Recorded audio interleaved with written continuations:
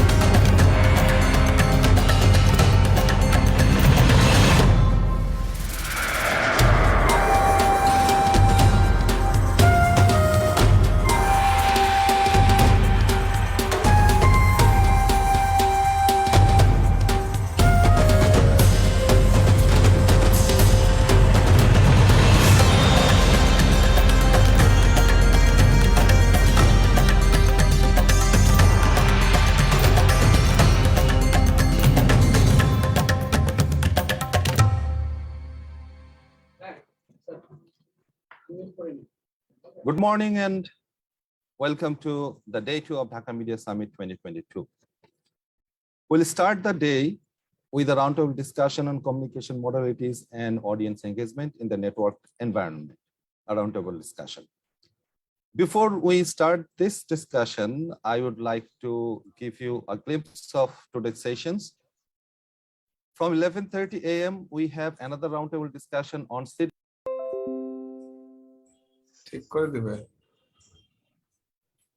Sorry, we are having a bit of network issue, network tripped off. So let me continue with the sessions. From 3 p.m., we have a research panel, Digital Media in Indonesia, Audience Access and Commodification. From 4:30 p.m., another research panel, Digital Media, Power and Contestation in Contemporary Indonesia. From 6:30 p.m., we have a book discussion, Mobile Assemblages and Mandalio in Rural Kenya. So let us proceed with the first session of the day, a roundtable discussion on communication modalities and audience engagement in the network. In this panel, we have as the panel chair, Dr. Ruchita Sujai Chowdhary from Khwaja Moinuddin Chishti Language University, Lucknow, India. Dr. Ruchita Sujai Chowdhary is an innovative and inquisitive academician constantly engaged in teaching and learning activities in the field of radio broadcasting, visual communication, cinema studies, and gender studies. Currently working as an assistant professor and departmental in charge in the Department of Journalism and Mass Communication, Khwaja Moinuddin Chishti Language University, Lucknow, India, Dr. Chowdhary has been teaching for over 14 years. Prior to joining her current position, Dr. Chowdhary worked as an anchor cum newsreader in VM Darpan. An avid reader, researcher, and thinker, Dr. Chowdhary has 2 books on gender studies to her credit. She also presented research papers in many national and international seminars published widely in reputed journals. Dr. Chowdhary is also certified fact-shala trainer, a Google initiative to fight misinformation. Dr. Chowdhary received Best Anchor Award by Jila Cultural Association in recognition of anchoring skills and is also nominated for the HD Women Awards. Her accomplishments as an academician and her command over the subject have made her a panelist in various television programs, including Bole UP of Lucknow Doordarshan. Very good morning to you, Dr. Ruchita and the panel, Dr. Durgesh Tripathi, Professor Sasikala, and Dr. Gopal Singh. So let us proceed with the discussion today. Dr. Ruchita, I would like to request you to take over from here and first introduce the panelists with our audience and then proceed with the discussion. Over to you, Dr. Ruchita. Thank you so much, Sarkar Barber, for providing this opportunity, and a very good morning to all the organizers, including you. As there's a saying that every sunrise gives you a new beginning and a new ending. So let this morning be a new beginning to a better relationship and a new ending to the bad memories. It's an opportunity to enjoy life, breathe freely, think, and love.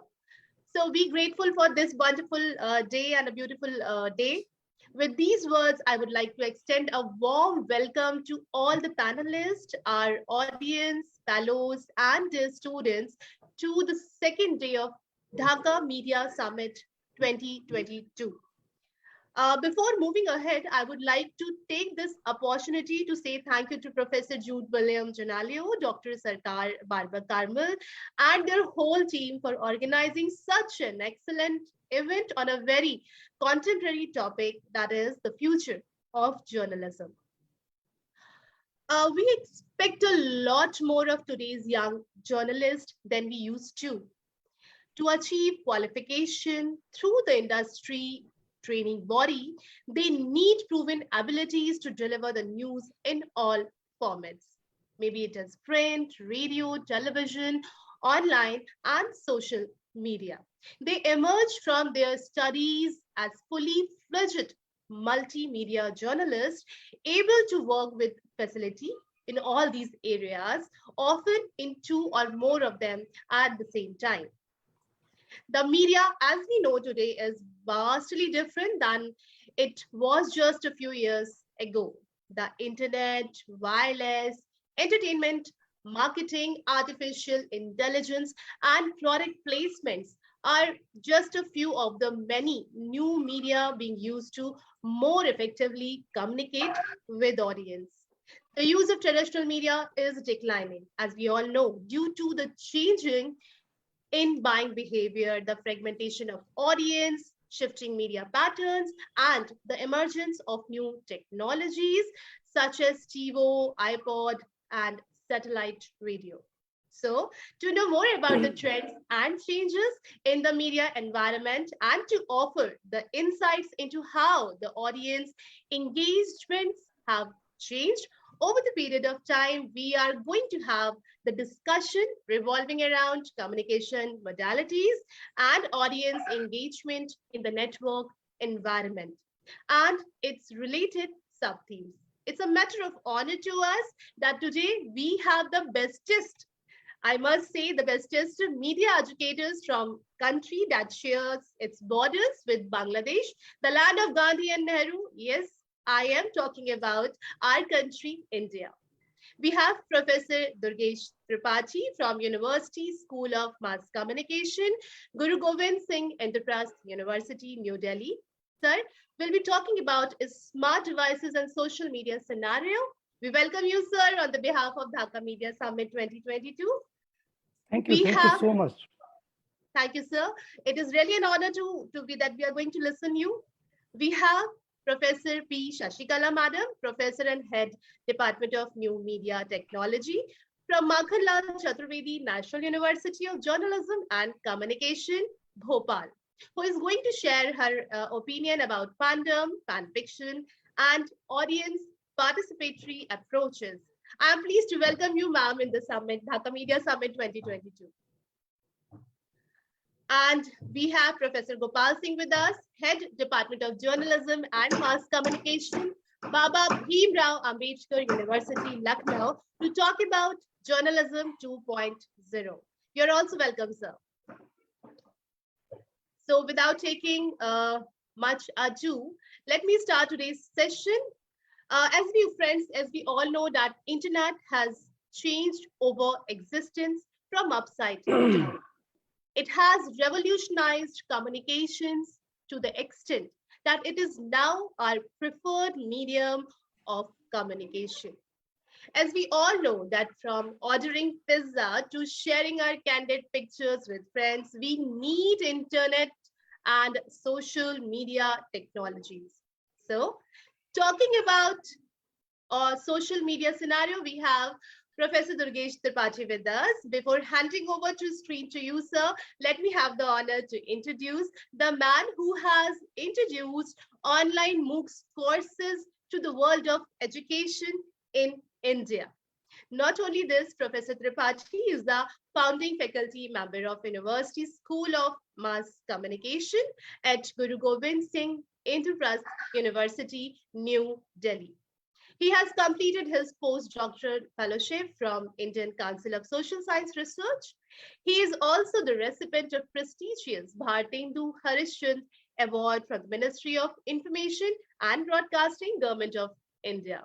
For his academic contribution, Professor Tripathi's contributions can be exemplified with three major research projects and as a co-principal investigator of communication and media studies for open education resources, that is EPG Pathshala in India, an e-learning initiative undertaken by Implement, UGC, and MHRD, Government of India.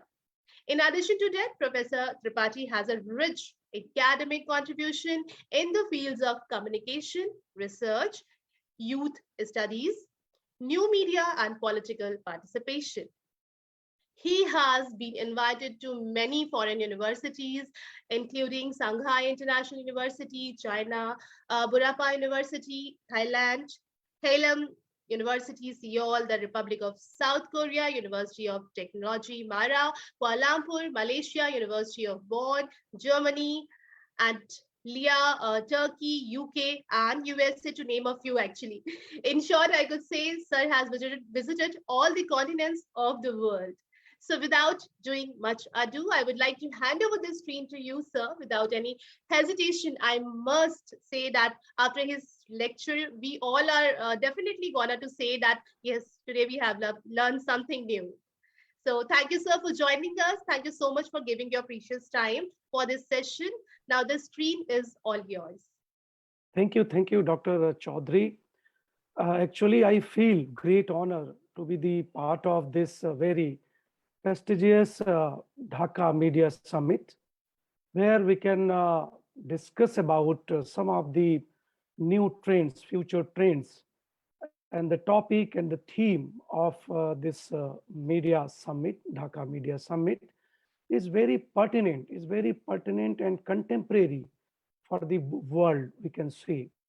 If we look upon, if we would like to visit from global north to global south, we may found that if we look upon the future of journalism, or if you look upon the future endeavors, challenges related with the journalism, we may found that there are so many restrictions, but so many opportunities as well.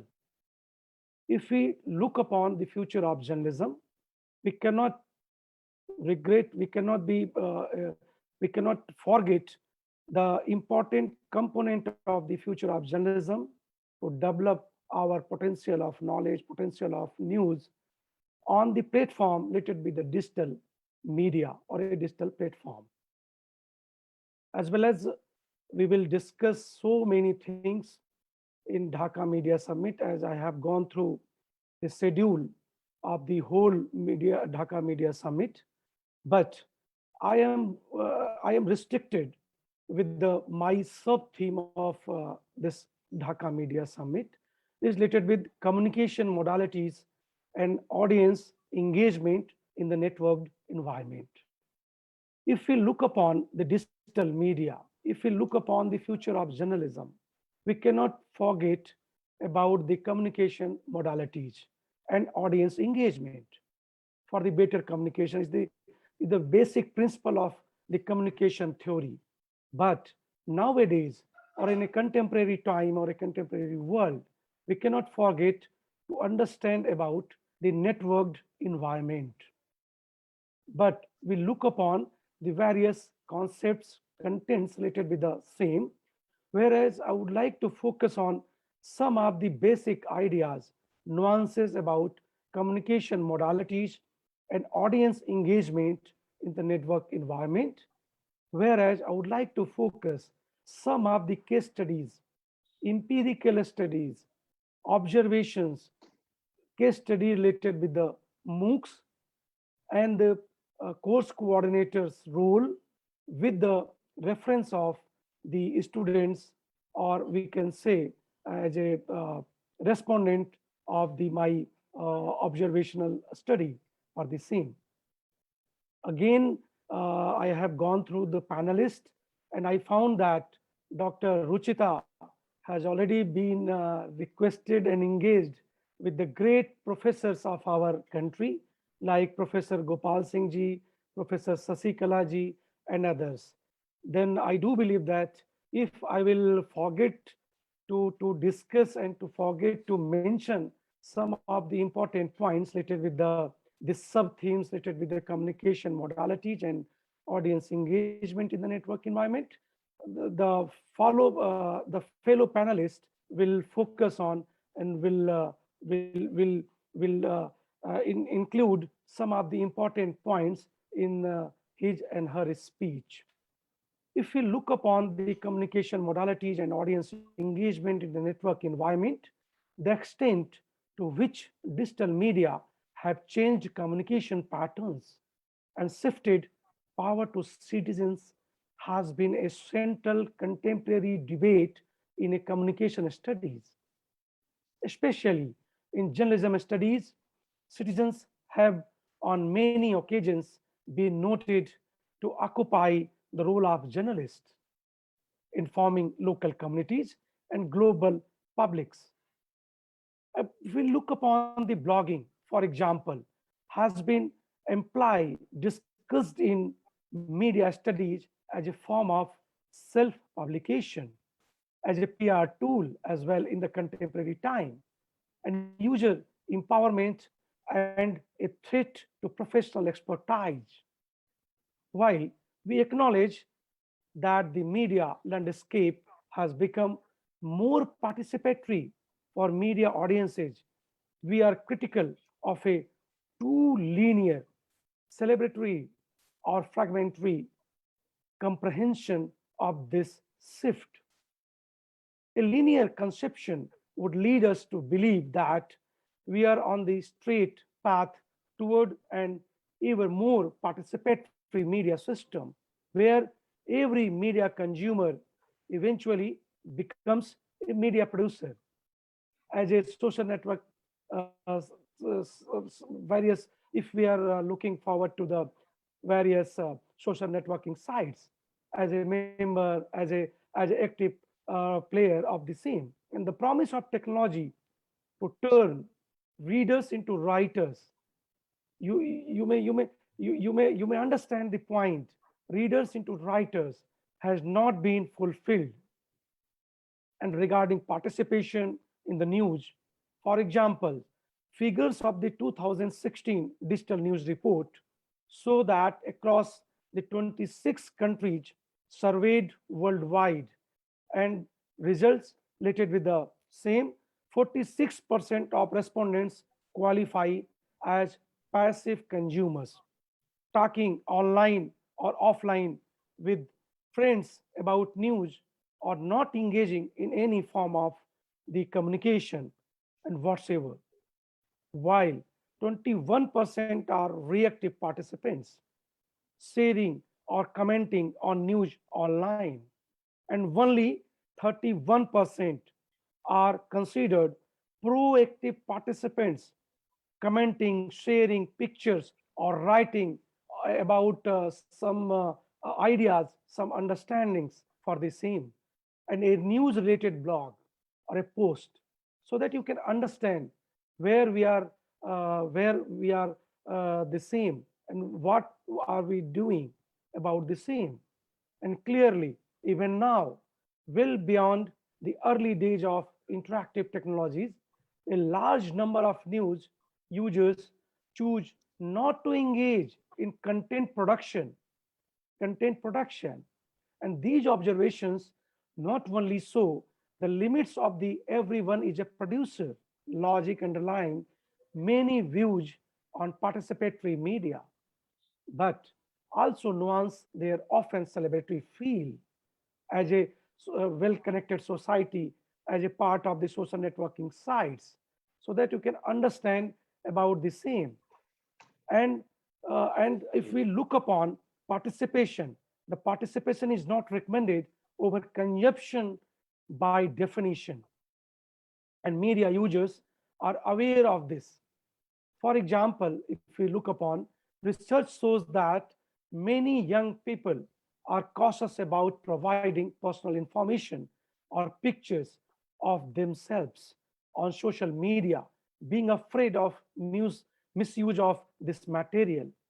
And I can share some of the basic information that laid by my research scholars study on the PhD related with the media literacy, where we may find that uh, the young people, especially young kids, are afraid for their some of the basic idea related with the cyberbullying and other misuse of the picture, misuse of the content. Others develop social media burnout through addiction, envy, and anxiety, so that you can understand the network societies and the challenges of the network society. Even those who built a successful enterprise out of their personal mean breathings, like so-called influencers or YouTube stars. And nowadays, we may found in every society, especially in the society related with the global south, related with the southern eastern countries, southern Asian countries like Bangladesh, India. There may be so many YouTube stars we may find, and can sometimes succumb to their pressure to regularly produce content and other unwritten rules of professional content production, so that you can understand the challenge of the networked society.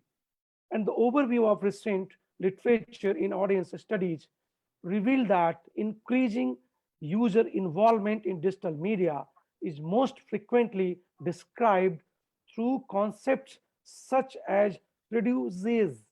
Produces, you can understand the problem, the production and the usage, and convergence culture. And produces refers the collaborative, iterative, and user-led production of content by participants in a hybrid user producer role, so that you can understand the basic idea, basic problem related with the network society. And convergence culture is described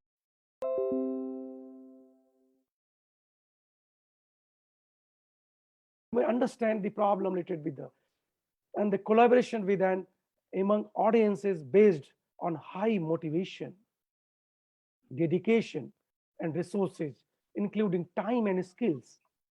Work on both produces and convergence culture has been criticized for easily jumping to the conclusions about the participatory potential of new practices in YouTuber, in a regular reels on a Facebook or Instagram updates.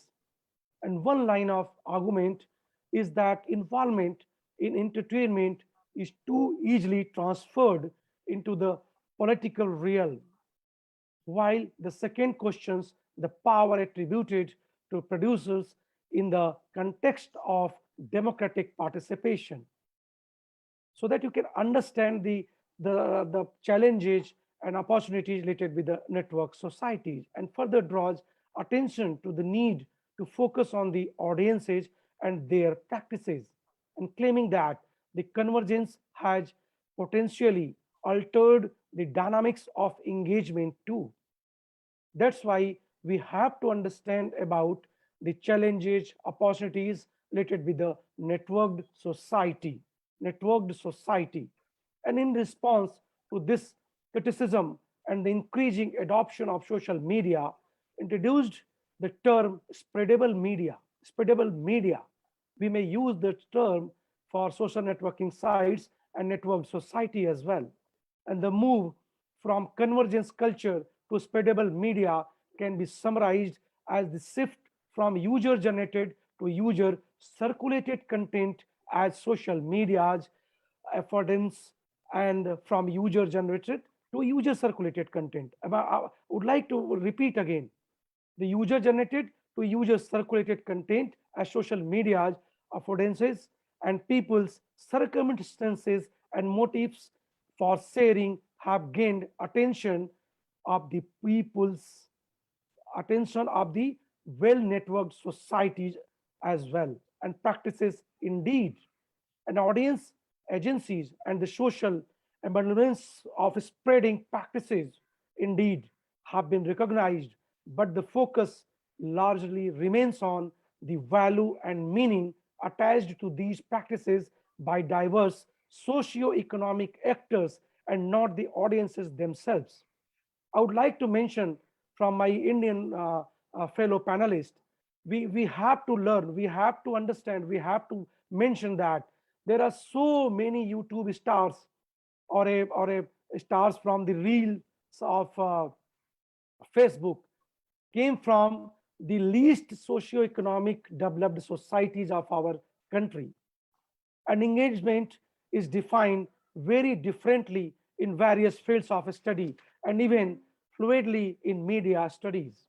Political science, for example, has since long stressed the cognitive process of engagement, that is, remembering, and the more physical behavior of accessing and discussing media content with others, so that we may understand that the political science professors, political science scholars have already been engaged with such type of a research, such type of a engagement for their studies.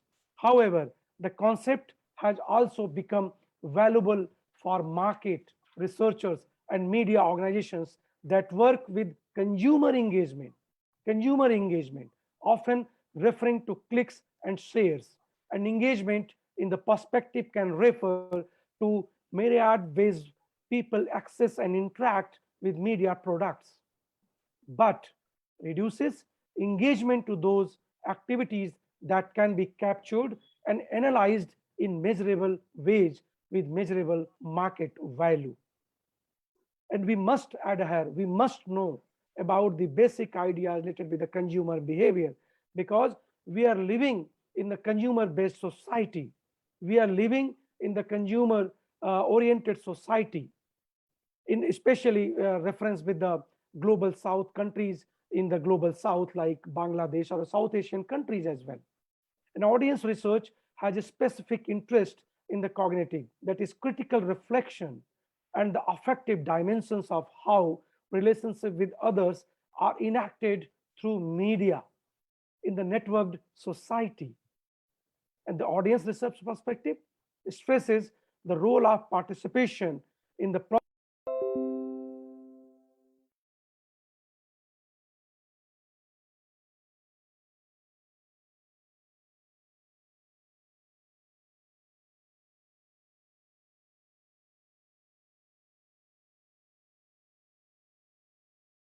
education to all, no gender discrimination related with the education.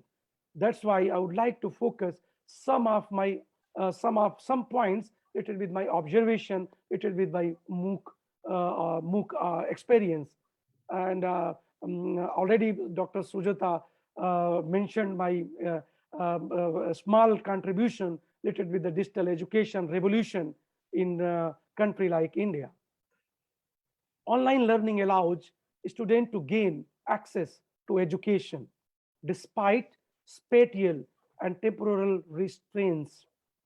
One of the most significant developments of online learnings is the emergence of massive open online course, or MOOCs for short. We can look upon the same. And taking a MOOC is convenient, flexible, and economic for any individual with an internet connection. And it's very convenient, very pertinent for the global south, the countries related with the global south. And although the emergence of MOOCs has fueled much attention among researchers and educators around the world, and our understandings of students' engagement in these large open online courses is still limited, because we have very limited number of the learners in the massive open online course. But whereas we look upon the starting time of the MOOCs in India, it's about 2017 that has been started with the support of Ministry of Education, Government of India, compared to conventional online courses in India.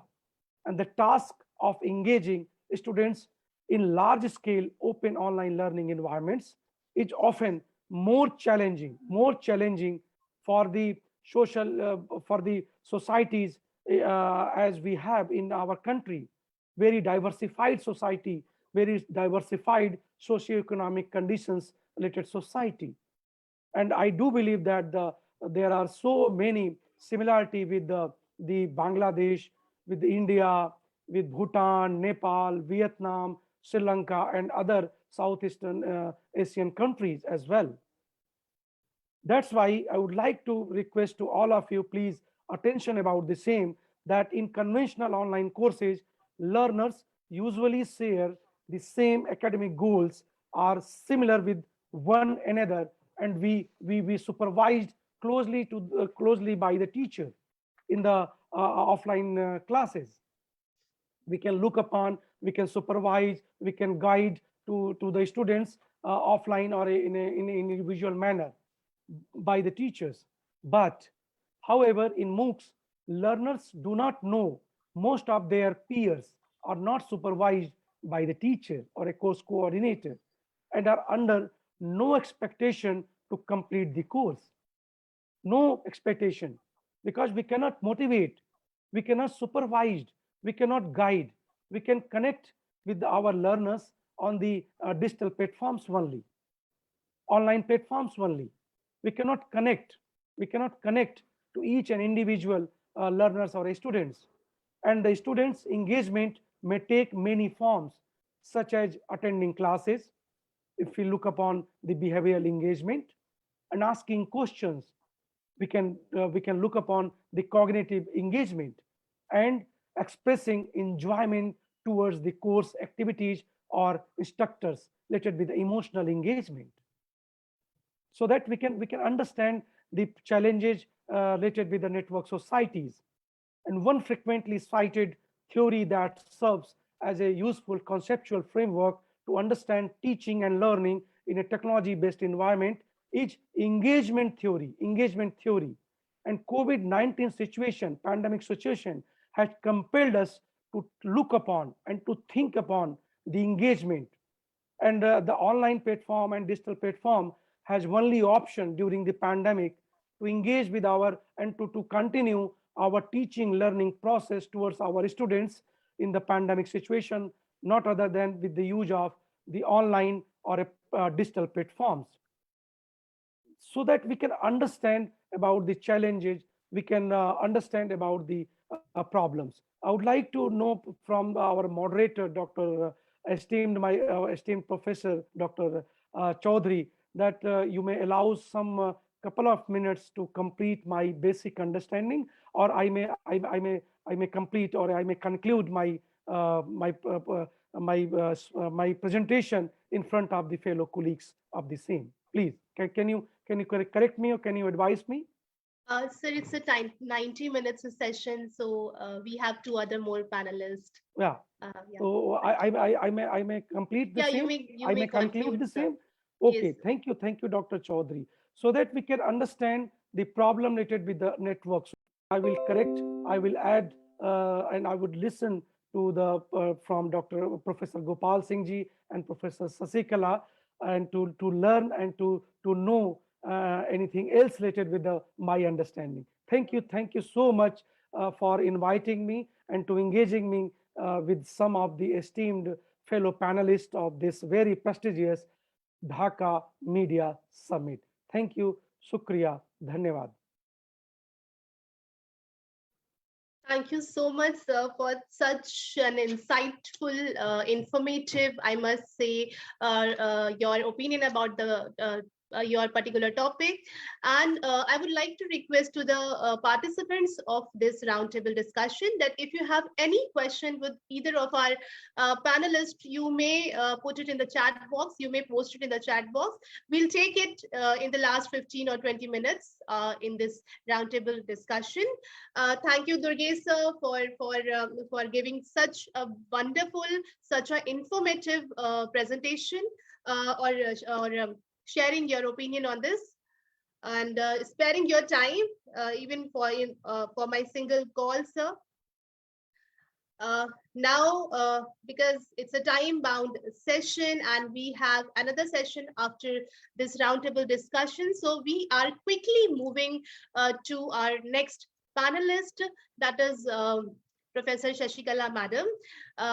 Dear friends, as we know that at present, fandom has become a phenomena that is very influential and global. As Dr. Tripathi has just told us about the new media and about the consumer engagement, about the smart devices. So we are moving a step forward that is related with the consumer engagement, with the fan fictions, fandom, that the new media, that the new journalism has provided us. So it redefines popular culture as something that is more diverse and complex than the culture of the mass. And it reflects a contemporary culture and society where the internet is at the heart of communication and consumers now are parts of the production.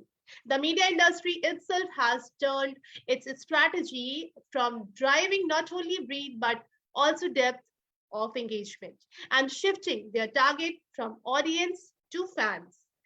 To know more about fandom, fan fiction, and the audience participatory approaches, we have Professor P. Sasikala Madam with us. Let me have the honor to introduce ma'am.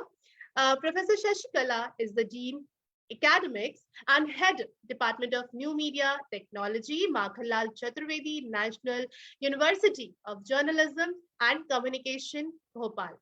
She is also authorized trainer for fact checking.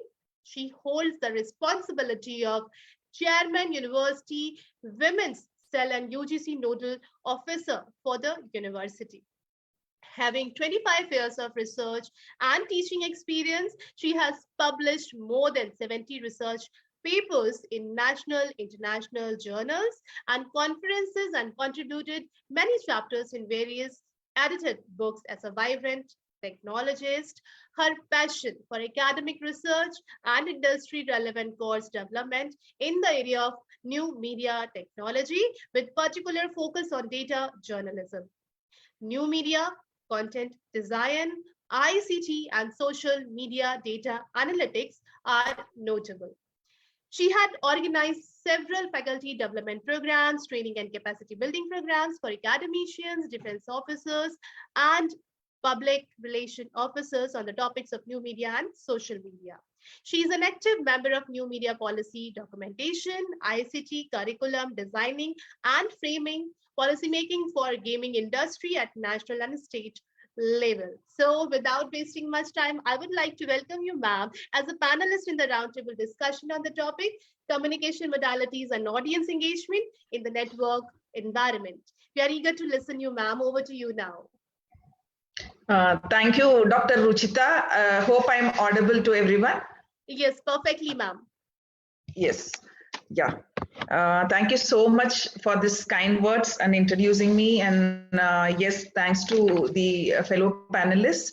And firstly, I would like to congratulate the organizers of Dhaka Media Summit 2022 from University of Liberal Arts, Bangladesh, for organizing such a wonderful meet, which is the need of the hour.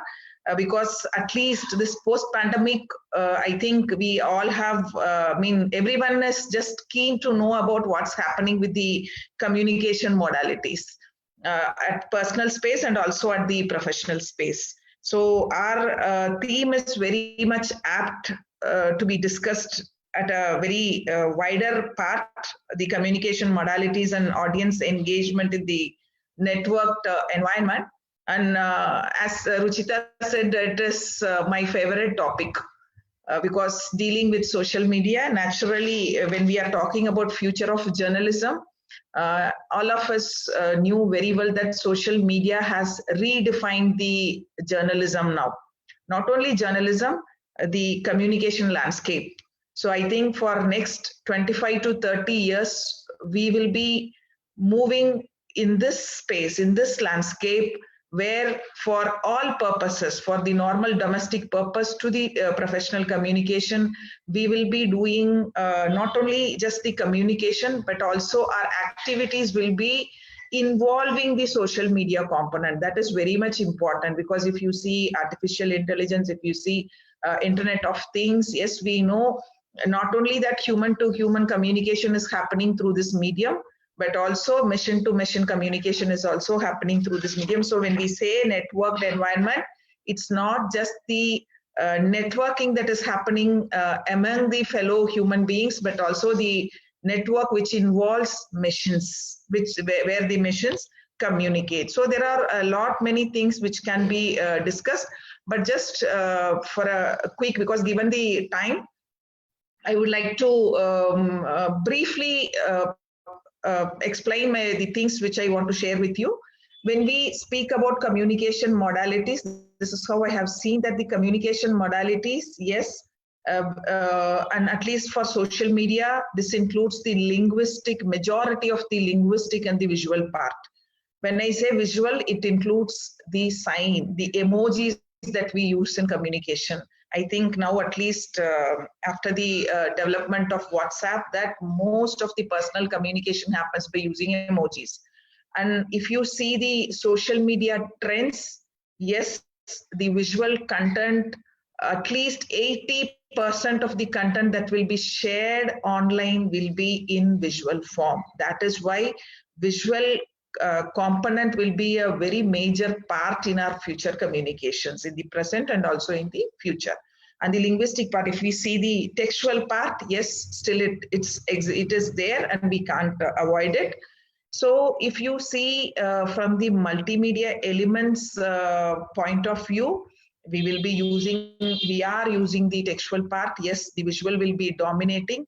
And one other important element that will dominate the communication landscape, that will engage the audience in the network environment, is the audio. Podcasting will be one other social media type that will trend in the future. So because the reason why podcasting will have importance is wherever you have the bandwidth issues, so you can't go for video, so there podcasting will dominate. So these are the few things which I would like to share. And if you see the social media trends otherwise, as I told you, the social audio platforms and the formats. Say, for example, now you might have, most of us might have heard that Clubhouse, Spotify, they are used to listen to live conversation on specific topics. And like it can be live stream and also audio live streaming, and also we can have podcasting contents. Just now, Dr. Durgesh Tripathi ji was mentioning about MOOCs. Even in MOOCs, like we can also have these MOOC contents in audio format, wherever like the students who are in the not having access to the proper bandwidth, they can use the podcast content to learn. So that is one of the trending social media type that will engage the audiences. But then participatory, yes, we will discuss on it. And the other one is the video social media platform, as we discussed, like YouTube, Instagram stories and reels, where the audience can watch videos in short and long formats.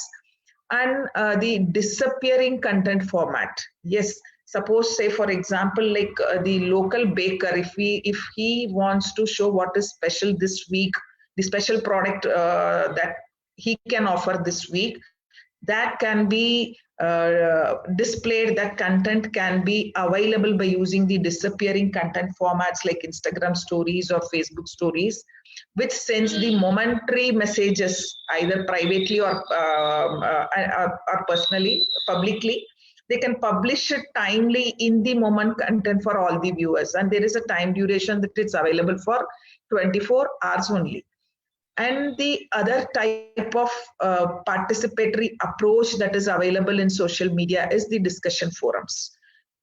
We all are familiar with Quora, Reddit, Quora, where we can ask and answer questions, you can network, you can form communities around very interest-based topics, and also you can place your personal information, your product information in between these discussions. The other participatory approach, if you see, we have the other social media type, that is shoppable social media platforms. Say, for example, Pinterest product pins. We do have Facebook shops, Instagram shops, Shopify, like that can be used for researching and purchasing products from brands directly through the social media platforms. This is one other very nice option that is available. And also we have social media live streams, say the Facebook Live. Now this Dhaka Media Summit is also live streamed. So this is one very good thing in which the participants can, the audience can participate, they can question us. So the broadcasting live video to many viewers. So it can also range from one person showing themselves what they are doing on the screen, or professionally it can be organized panels with multiple speakers, as Dr. Ruchita is doing right now. And also we can have business social media platforms. This is how we classify things. Say LinkedIn, you can connect with professionals in your industry and with for business purposes with potential clients. Other than this, we can also have closed private community social media platforms like Facebook groups, where we can create communities with the possibility of requiring registration. You can also have some screening measures for new members. So once you're satisfied with their response, you can involve them in the closed group. Other than this, we too have inspirational social media platforms like YouTube, Instagram, blogs, where you can search for information. And at least during this pandemic, we have seen that we have seen a lot of cooking to travel. We have seen a lot of channels that have been created for specifically targeting cooking, specifically targeting travel, or it can be decorating to shopping and so on. So whichever channel that the audience are using, what we have to see is if we want to see the audience engagement for any analytics purpose, because my topic is very much close to social media analytics. It is part of the core part of social media analytics. So what I want to mention here is, if you want to understand the audience engagement or the audience participatory approaches, we need to answer few questions. Who are the audience we want to evaluate, or who are the audience for whom we want to find the analytics? So for that, we need to understand where are our audiences, where do they reside, in which online platforms do they reside. So to understand where do they reside, we need to understand the native format of the online platforms. Because if you see in Instagram, camera is the central format. So the users can view and showcase their desirable lifestyle. So if you want to understand the audience about their lifestyles, then we have to look for Instagram. And otherwise, if you want to see how users receive quick burst of information in real time and in evolving storylines, then we have to look for Twitter, which again, in Twitter, the string of text is the central format. If you take Google, a list of results is the central format that will allow the user to sift through the sources to find the specific information they want to find out. So to understand where our audience are residing, we need to understand the native format. So if at all you want to identify and reach people across multiple platforms for social media audience analysis, we need to answer certain questions. Firstly, who are you trying to reach? What platforms are they on? What content, just now Dr. Tripathi was mentioning that user generated content and user circulated content. So we need to understand what content do they produce or what do they consume on a particular platform specifically. And what can you share on each platform to naturally fit into its native feed. So if we want to identify and reach people across multiple platforms, so we need to answer these questions and for this purpose, for analytics, basically we need to be very clear about two important things. One is about the social media monitoring, the other is social media listening. When I say monitoring, very carefully I'm using this word because monitoring basically quantifies the audience engagement. It just tells you how many likes, how many shares, how many tweets. So you mostly concentrate on the quantified data. But when we say listening, that is tracking the social media platforms for mentions and conversations related to your brand. It can be for analyzing for insights to discover more opportunities. So you deal with qualitative data. So in analytics, when we talk about monitoring, we talk about quantitative. When we talk about listening, we talk about qualitative data. And to do both these things, we have very simple tools. For journalists can use these tools.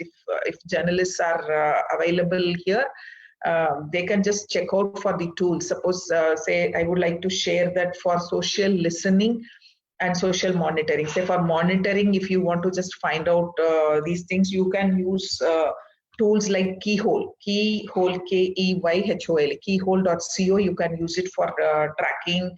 You can just find out who is talking about you, how many people are, you can analyze. And very simple analytics is that if you or your institution is having Twitter account, you can use Twitter analytics to do this. So simple analytics, Google Analytics are available specifically for social media platforms. You have Facebook Analytics, Instagram Analytics, Twitter Analytics are available, where you can find out the demographic data of your audience. That is very, very simple. And if you want to find out, if you want to do social media listening to find out the qualitative data, who are talking about you, what are they talking about you, then you can use tools like Avario, A-W-A-R-I-O. We do use for small projects for educational research purpose, we are doing it. So Avario can be used if maybe in a specific session, we do demo, we do show demo of these tools and we make the participants do it. But here, since there is a time limitation, I'm restricting myself to only specifying these issues. So if you want to research your social media audience, what you need to do is you have to gather the demographic data about your audience. As I told you, you can go in for Twitter analytics or any social media platform analytics, and you can find out which social networks your audience prefers. It is not that because I am available in Facebook, I'll try to find out the audience in Facebook on a particular topic. You have to find out for a particular topic, which platform do the audience choose, do the audience prefer. So you have to go there and find out for your audience behavior, because again, the behavioral analytics is another part. And then to analyze your competitor's content strategy. Already your competitor would have done a lot of research and you can just find out what platforms your competitor is using, what is the strategy he's adopting, because you can't start from the ground and work on. You have to see what people have done and how did they succeed or how did they fail. So from that you can have more lessons. And one other thing is that you can use surveys to validate your audience profile, because when we say engagement is not just quantifying data. So you have to use surveys. Now you need not use manual surveys or polls. You have SurveyMonkey. There are many other platforms, social media platforms, which gives you the choice of automatic surveys. So you can use these surveys to validate your audience profile. And one other important thing which I would like to mention here is like even very recently we have done a project on social media ethnography. So in there is a concept called auto-ethnography, when you try to evaluate the audience engagement. And we don't evaluate the audience, the participant himself or herself talks about her engagement in social media. That is all about auto-ethnography, and says that what do they feel after using it. And very sadly, we have seen that despite using the social media for more than 18 hours in a day, most of the participants felt that they are feeling lonely because they don't have real friends with whom they can discuss things. So this is again one simple example. Just one small case study I would like to share with you for this social media analytics. This is a little old story which happened with the US elections. Not very old, but then I would like to mention it here. How Western countries have used it much earlier than us. Like say the bumper stickers, US elections and social data. You can just Google, you will get it out. What they have done is in the US election, they have created panels of Clinton and Trump supporters when Trump was involved in this. The research examines the two groups by looking at the cars they drive to see whether they can discover any pattern between what somebody drives and whom they vote for. If I am driving a car, who do I vote? If you are driving a car, who do you vote? For that, they have tried to create a relevance between the car driven by us and the person to whom we vote. How it can be established? They have created, the researchers, they have created two panel of supporters using hashtags like hashtag Hillary and hashtag Trump. And then a list of 15 leading foreign and domestic automotive brands were compiled. And the social media ethnography reveals that car brand differences between Clinton and Trump supporters, like how it happened. They have searched that for personal pronouns near the brand name, suppose say Toyota, or the brand products like Tacoma. Like what the interesting finding that has been come out of this study is that those who were talking about American owned car brands were more likely to be Trump supporters than their foreign car owning equivalents. So like you can research any number of concepts once you have created two panel of supporters. This is how in a very simple way we do. So the social intelligence can provide detailed research data on an audience. So it's very interesting. We can try to find out on a smaller group initially. And it continues the tradition of doing ethnography, because now instead of doing ethnography studies physically, people wanted to do through social media, because though a general term is used that people reside in social media, people cannot reside in social media. We have to carefully use the term that most of their online interactions happen through social media. So when we talk about audience engagement and participatory approaches, it's about making meaningful connections with current and future audiences. So we have to be very careful. How do we speak about this engagement? The activity and engagement is very, very crucial for every social platform. So social media engagement can be measured by a range of metrics. It can be shares, it can be likes, it can be comments, it can be retweets, followers, it can be click-throughs, it can be mentions, it can be using branded hashtags. So very, very simple part is that if you want to measure your social engagement for Facebook, just the last one I would like to mention, and then I'll wind up. For Facebook, like Facebook Analytics, already it contains very robust and comprehensive dashboard. So you have many ways to track your audience engagement. You can track the metrics that are popular in the social media platforms. One is that reach and engagement. How many people saw your post, who interacted with them, which posts did people hide, did people report any posts as spam, actions. Because just likes and comments doesn't say they are participatory. How do they respond to you? So what actions do people take on your page? How many people click your call to action button? How many people click through to your website? And when you speak about people, what are the demographics of the people who visit your page? So you have audience insights. So when do people visit your page? The timing, that matters a lot. And how do people find your page? Naturally, we need to have a feedback system. And if you see views, how many people are viewing your page, which sections are they looking at? And when we talk about posts, how are your posts performing over a period of time? We have very good tools to do this. We have BuzzSumo. We do say at Makhanlal Chaturvedi National University of Journalism and Communication, we have 9 departments that are dedicated to journalism and mass communication. And new media technology, from where I come from, this is a department where we do research on the new technologies that are emerging in the field of media and communication. So regularly we do social media analytics. We do work on how the things are happening, like what changes are happening in the communication landscape. So after mentioning all these things, so many analytics can be done, audience can be engaged, there are multiple ways to to elevate your audience engagement.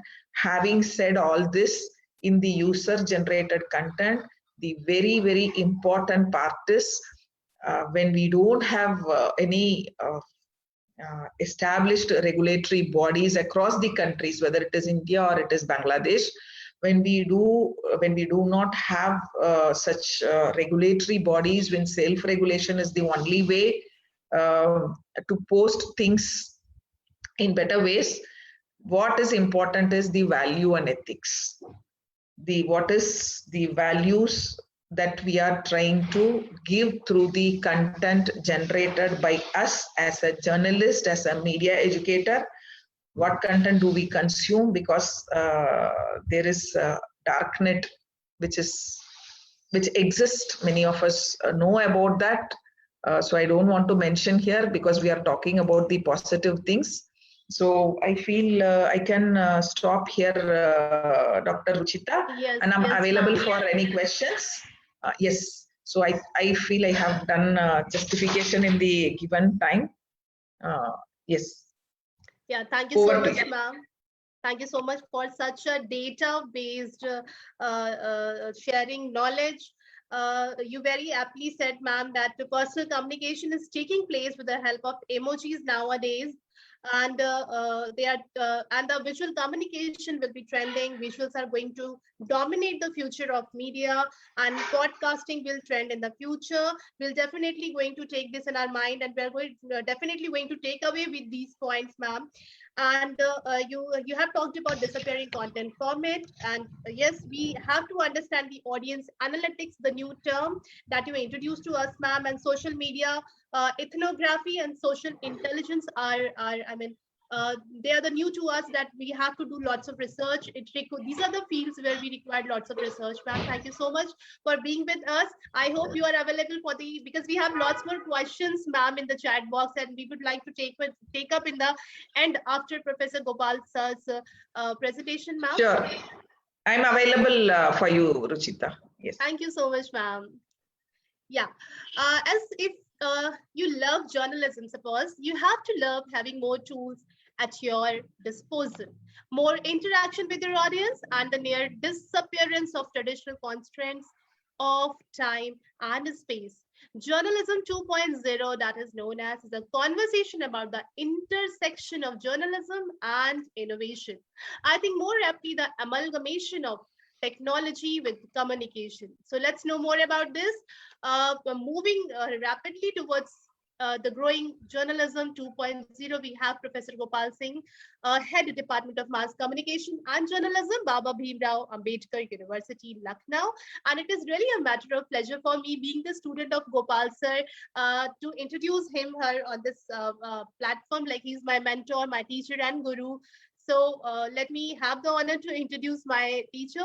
Professor Singh is a well-known mass communication educator, having a dynamic academic background with a profound professional experience in reporting for Dainik Jagran, one of the highest subscribed and very popular Hindi dailies among most of the North and Central Indian states. An alumni of Banaras Hindu University, sir has proven his academic caliber at every stage of his academic journey. A very humble and a polite person. Sir started his journey as an assistant professor in 1998 and has served in Rohilkhand University. Then later he has joined Baba Bhimrao Ambedkar University. Sir has published many research papers, including Scopus and Web of Science indexed papers.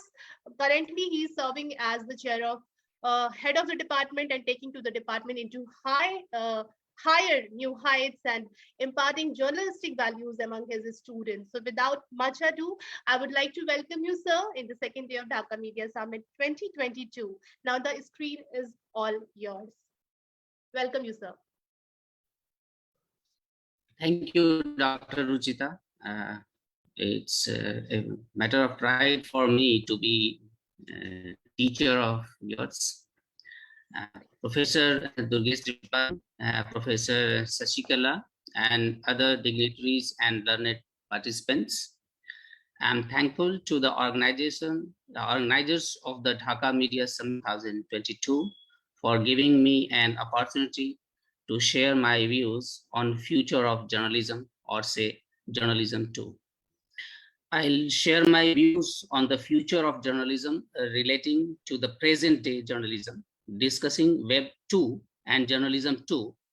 I'll concentrate on the near future of journalism, which is actual and not the fantasy.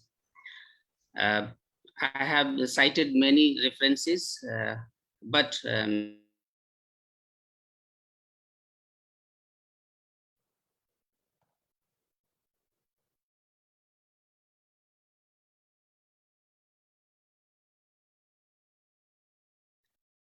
I think there is some technical problem. Gopal sir, are you there?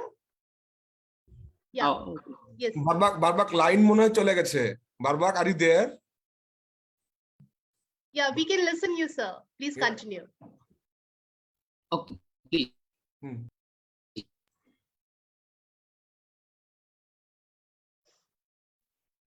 I'm audible, I suppose. Yes, sir. Perfectly audible.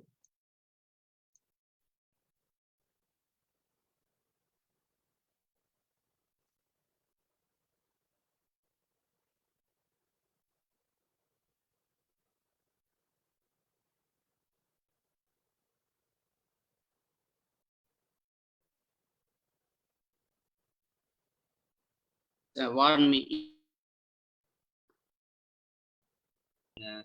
In Web 1, users used social and two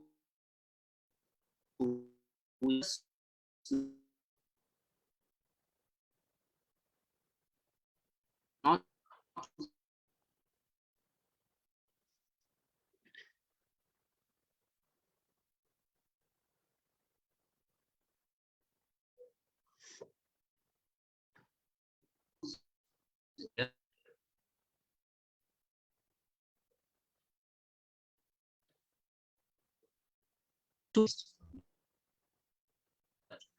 Gopal sir, I think there is some technical problem at your end. I mean, we are not able to listen you properly. The phrase. Yeah, I think if you switch off your video, the bandwidth would be proper, I think. We are not getting your voice properly, sir. Okay, just after, please. Yeah, now you're perfectly audible, sir. Okay. Yeah, this is the new normal. We all are trying to adapt with that. Okay, Ruchita, thank you. Please. Just I begin with the quotation of the new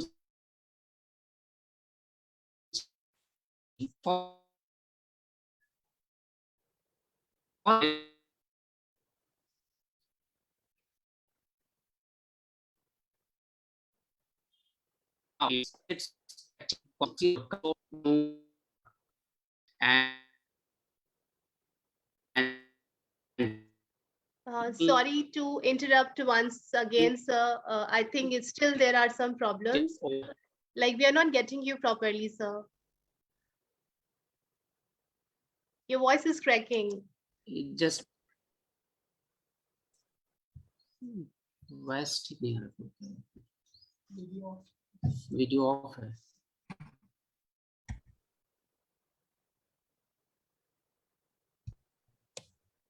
Net. Yeah, I think there is some network issue.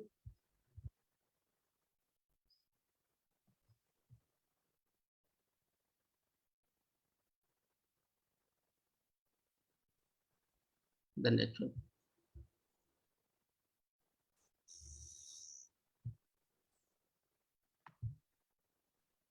So if you permit us, while you are working on your network, can we take a few questions to Sasikala, madam?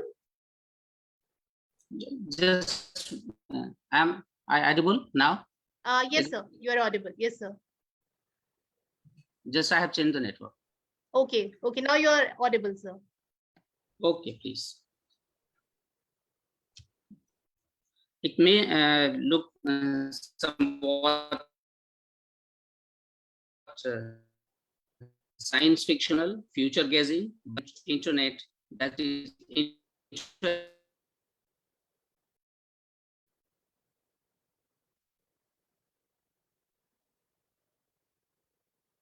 interactive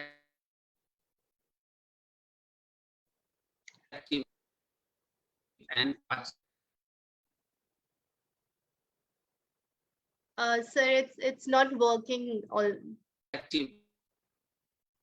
Sir, still your voice is not audible.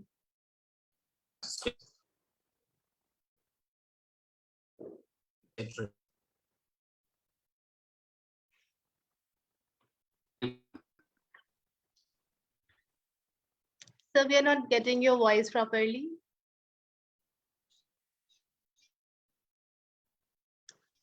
Well, participant till sir is working on his network issues. Let me quickly take up one or two questions, or if you want to ask directly to Sasikala, madam. Please. Yes. Video. So if you directly ask to Sasikala, madam, you may ask. Otherwise, I'll take up like Shivani Tripathi has asked. Sasikala, madam, can you hear me? Ma'am, are you there, ma'am?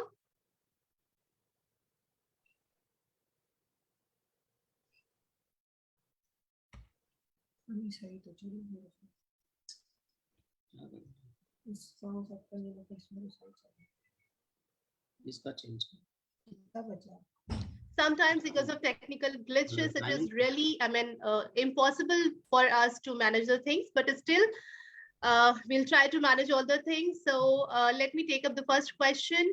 Shivani Tripathi would like to ask that, do you believe this, being a journalist and media personality, it's really stressful as public figure? How to deal with this stress if it really exists?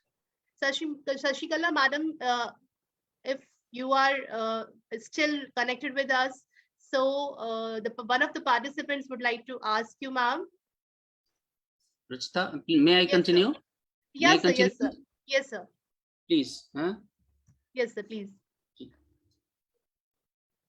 Am I audible, I suppose? Yes, sir. Perfectly audible. Okay, please. Today, audiences expect to be able to choose what they read, and most believe they should be able to contribute content and opinions as well.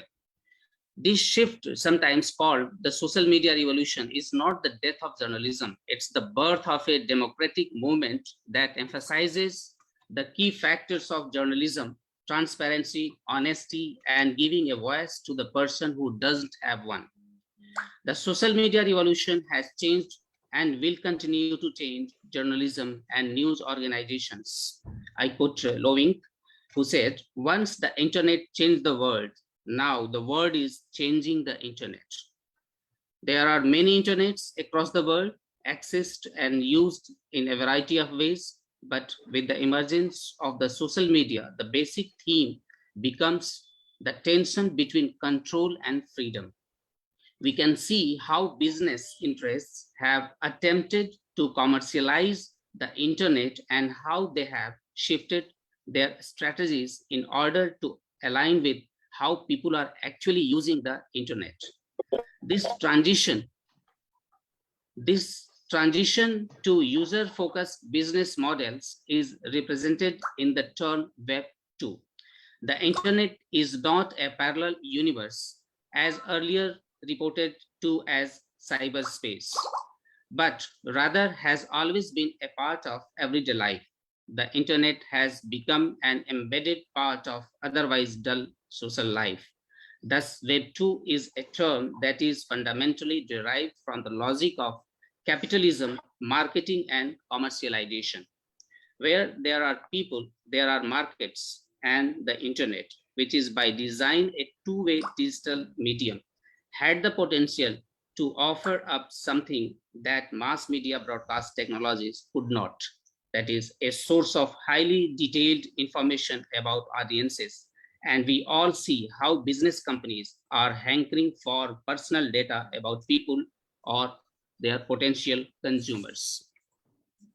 Journalists are transformed from generalist to specialist, and now in the process of being transformed into participant or citizen journalism. Sir Tim Berners-Lee once said, "Data-driven journalism is the future. Journalists need to be data savvy." Now I come to the point where journalism 2 and Web 2 come together to determine the current as well as the very near future of the journalism.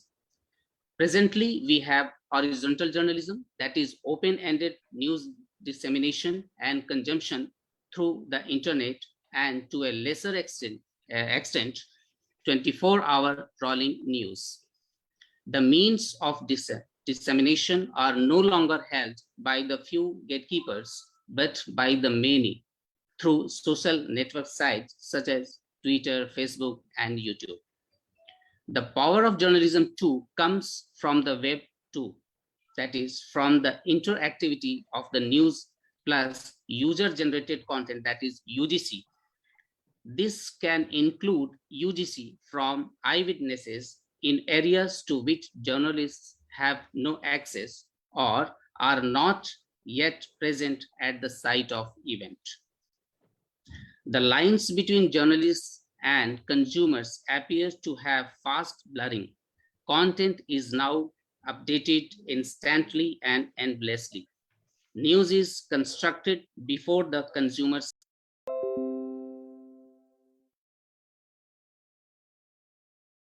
as its practitioners are able to defy authority, but it also does raise questions about accountability and ethics and also social responsibility. I quote Singer, just I'm quoting, "Before Web 2 and live rolling news, content was stable and fixed. Established journalists worked to static deadlines and consumers waited for a top-down or vertical delivery on news, that is, with journalists acting as gatekeepers. Content is now unstable. The relationship between the journalist and their publics is changing.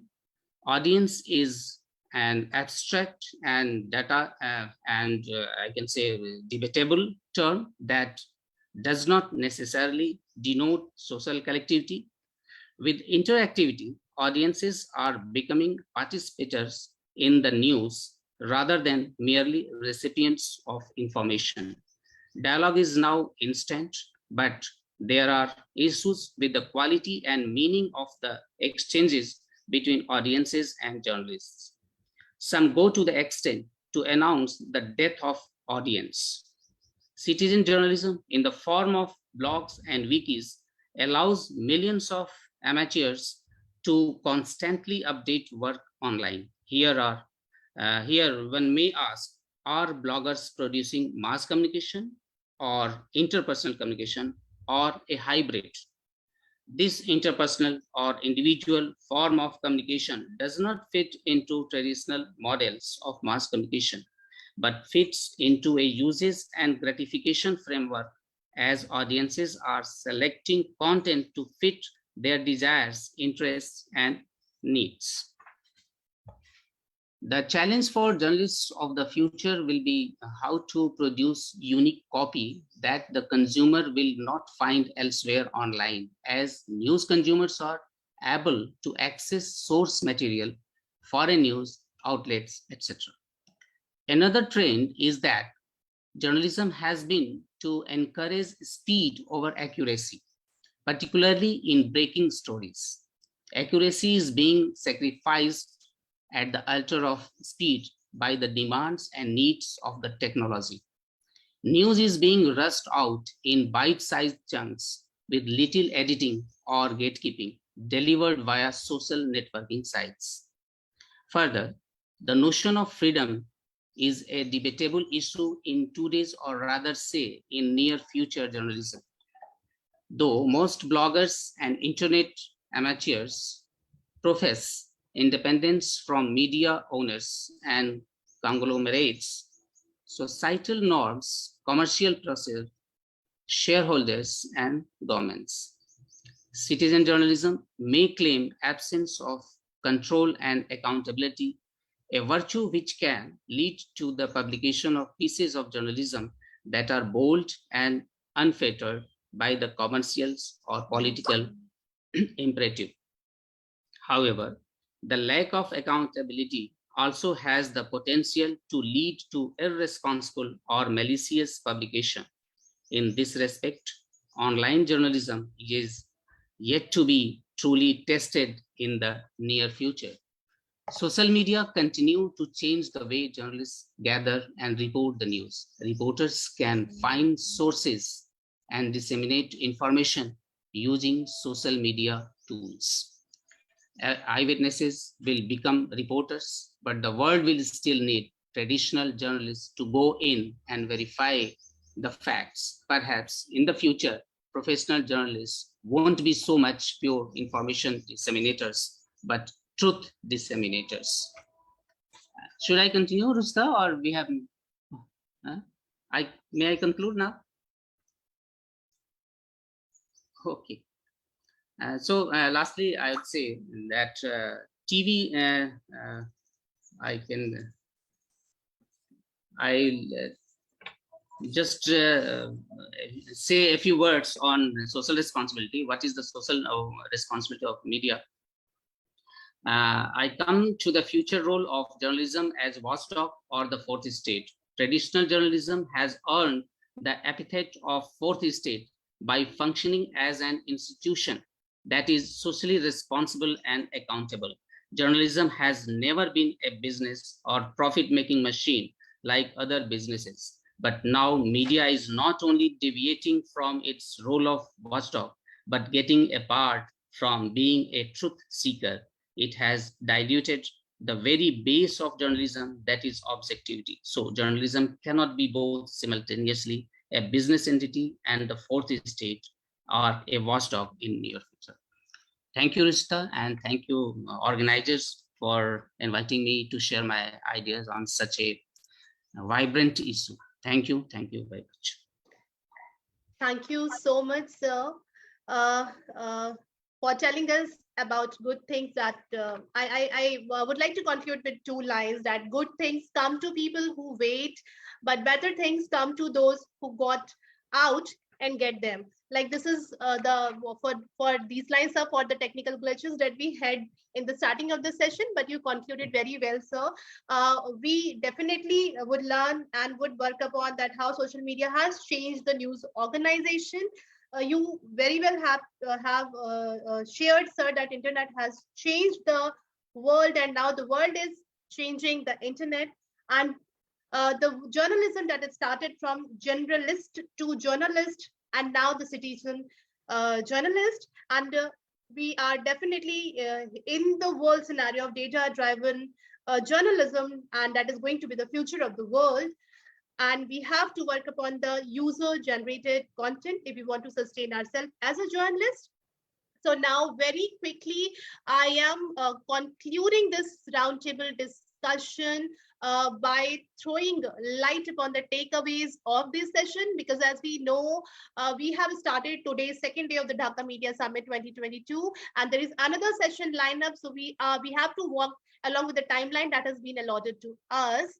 So the takeaways that we are going to take with this session is, for a journalist in today's media landscape, it is essential to be multi-skilled. First thing, with the emergence of new technology, the audience can interact, creating a two-way information flow. Thus, online journalism as a new technology is a medium that is essentially different from the traditional media because of the ability of interactivity, just like Gopal sir has said about the citizen journalism.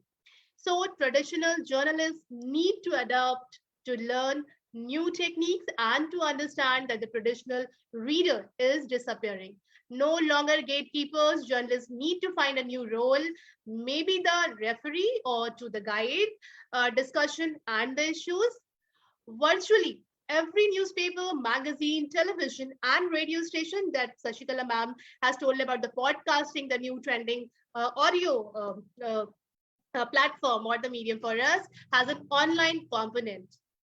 While internet news aggregators serve up selections from all across the web. Meanwhile, the rise of blogs, the citizen journalism, have created a world in which anyone can create their own journalism and get it heard by an audience of millions.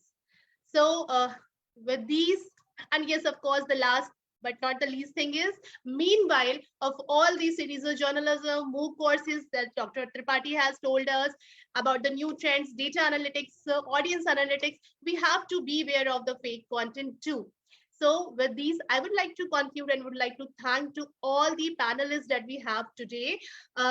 Professor Durgesh Tripathi, thank you so much, sir, for joining. If you're listening me, Professor Sasikala, madam, thank you so much for joining us. And yes, Dr. Gopal Singh, sir, for joining us in a short while. I think we are running short. Can we take up the few questions, Dr. Sarkar? Thank you so much, Dr. Ruchita. Thank you so much. Thank you, sir. Actually, we are quite out of time. Yeah. So very regret. I'm really sorry with all the participants who have posted in the chat box. We can do one thing. You can mail me your questions. I would like to answer you personally. I mean, on individual basis. Thank you so much for providing this opportunity to me as well, to the organizers. Thank you so much once again. Over to you now, Sarkar. Thank you so much, Dr. Ruchita Chowdhary, Professor Durgesh Tripathi, Dr. Gopal Singh, and Professor P. Sasikala for the engaging discussion. I hope the audience have enjoyed the discussion as much as I have enjoyed it. Moving on, we have another roundtable discussion entitled Citizens of Today and Tomorrow, Digital Literacy and Digital Etiquette in Secondary Curriculum, to start shortly. Please allow us a few minutes to prepare for the next session. See you at 11 a.m. Bangladesh Standard Time. Thank you.